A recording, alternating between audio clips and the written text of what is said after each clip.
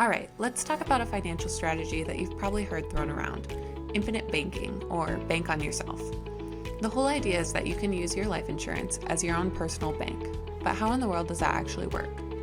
We've done the digging to get past the hype and find out, so let's get right into it. And this is a slogan you see everywhere, right? Be your own banker.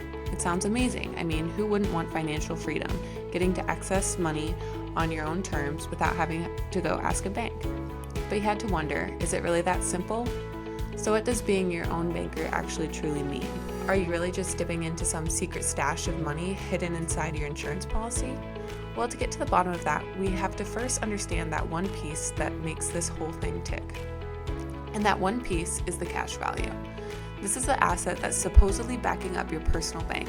So let's make sure we're crystal clear on what it really is. Okay, so with a permanent life insurance policy, you're paying premiums that are a bit higher than what the insurance itself actually costs. That extra cash gets funneled into something called your cash value. The first big reality check when diving into the details of this infinite banking idea is you don't actually borrow from your cash value. Instead, you use it as collateral. It's the security, the thing you put on the table that makes the insurance feel comfortable giving you a loan, usually at a pretty good rate. Okay, so now that we've got the idea of collateral in our heads, let's jump into how these loans actually work. That is where we're going to bust the biggest myth of all, where the slick marketing bumps into cold, hard reality. Here it is, side by side, the myth. The one everyone wants to believe is that you're borrowing from yourself and paying interest to yourself. But the reality is you're taking a personal loan from the insurance company and paying interest to the insurance company. They are the lender, not you. You know, here's a great way to think about it. When you get a home equity line of credit, a HELOC, you're not banking on your house, and the interest paid does not add to the equity in your home. You're just using the equity in your house as collateral to get a loan from the bank. It's the exact same thing here. Your cash value is the collateral. The insurance company is the bank, so the whole process works just like any other loan you'd get with collateral. Step 1, you ask for the loan. Step 2, the insurance company cuts you a check from their money, not yours. Step 3, a chunk of your cash value is then held as collateral. And step 4, you pay interest on that loan directly to the insurer, not to yourself. This brings us to the next massive illusion, the real cost of borrowing this money.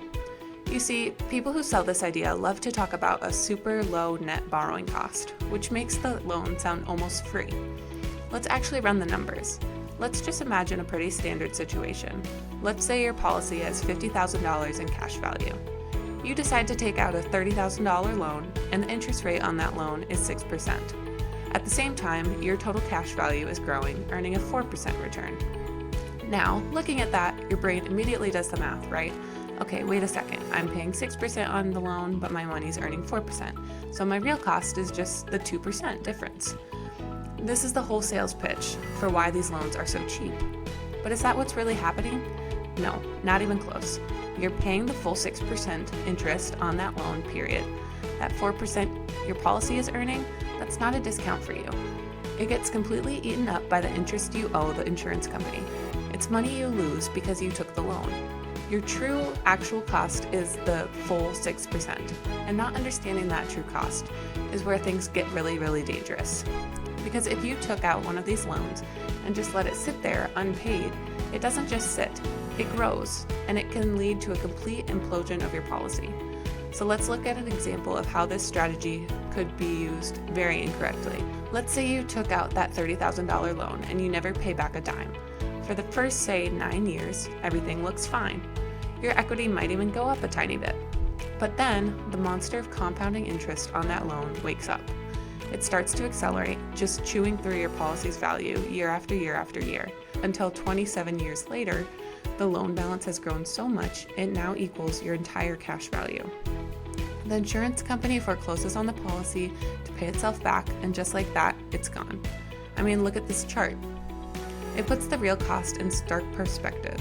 Over those 27 years, yeah, you got to use $30,000, but what did it cost you? You gave up a staggering $114,000 in growth that your cash value would have earned. All of it just vaporized by the interest on that loan. And if that wasn't bad enough, here comes the final nasty twist. When the policy lapses, the IRS doesn't see it as a loan being paid off. they see you cashing a policy worth $114,000, and that $114,000 in growth, the money that was eaten by interest, money you never touched, is now considered taxable income to you. This is what people call the tax bomb, a massive tax bill on phantom money you never even saw. So after all that doom and gloom, what's the bottom line? Look, this strategy isn't a scam, but it's definitely not a magic trick either. The healthiest way to see it is as a financial tool. And just like any powerful tool, you have to understand exactly how to use it and all the ways it can go wrong. So let's quickly recap the absolute key takeaways here. First, remember it's a loan from the insurer, not from yourself. Second, your cash value is just the collateral. Third, the true cost isn't some tiny net rate, it's the full interest rate you're charged on the loan. Fourth, and this is a big one, if you don't pay those loans back, they can compound and completely destroy your policy. And finally, that policy lapse can come with a very, very unwelcome tax bill. So we'll leave you with this question. Now that you know the real mechanics, the actual costs, and the serious dangers, it kind of changes the whole picture, doesn't it? It's not just some catchy slogan anymore. It's a real financial decision with real consequences. It's a powerful tool for sure, but one that you have to treat with a whole lot of respect and careful planning. Thanks for joining us, and reach out to our team today if you have any questions about your particular situation.